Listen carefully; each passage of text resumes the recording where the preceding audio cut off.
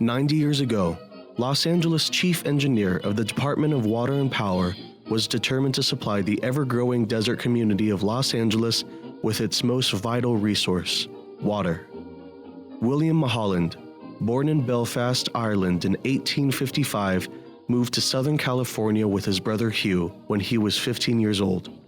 Mulholland had later become a leader in engineering after years of being self-taught and moving through the ranks of Los Angeles Water and Power. He had earned his reputation after engineering projects that were built under budget and ahead of schedule.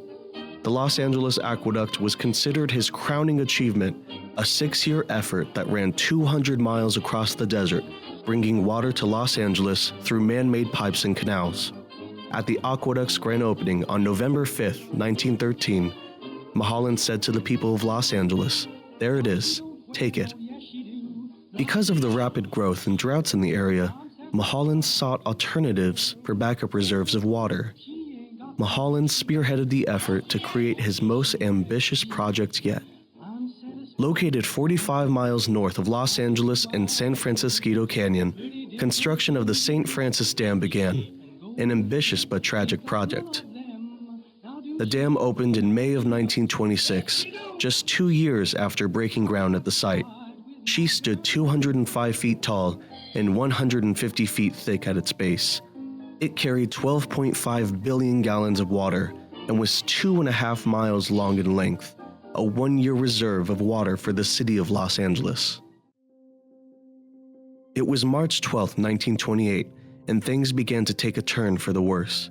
Dam keeper Tony Harnischberger calls Mulholland with urgency, stating there was dirty water running through the dam's crest. There was a new leak on the western abutment, and it was showing it was muddy. And that means that it would have been undercutting the dam, which could lead to the failure. One of the many warnings that Mulholland didn't find alarming. Later that day, 2 minutes before midnight, dozens of workers at Powerhouse 1 wake up after hearing a crash echoing through the canyon. St. Francis Dam had failed. 12 billion gallons of water were released, a wall of rushing water standing 125 feet high, destroying everything in its path, all the way to Ventura.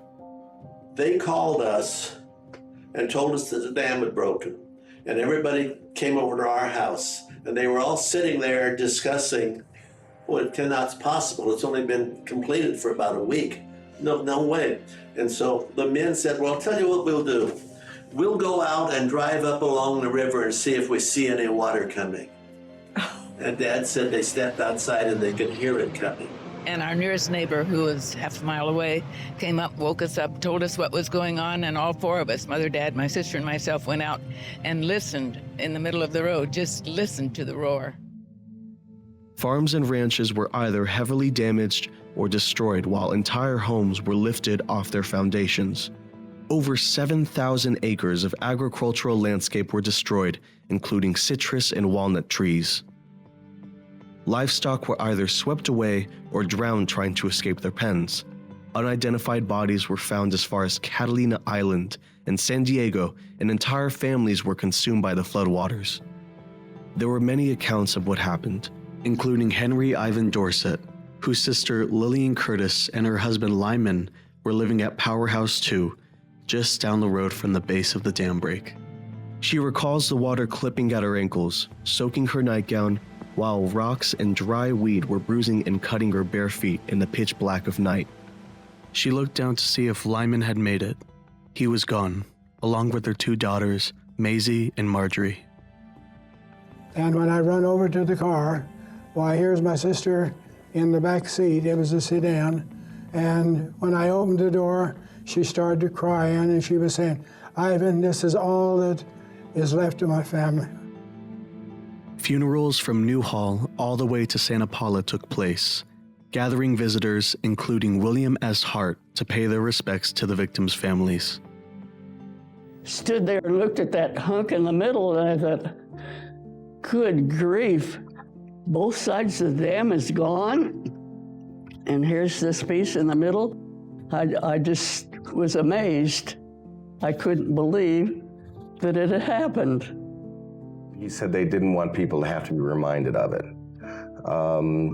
So it was dynamited A, for safety, and B, to try to start to bury the memory of it. Because not only the center structure was dynamited, but a lot of the larger blocks downstream were dynamited.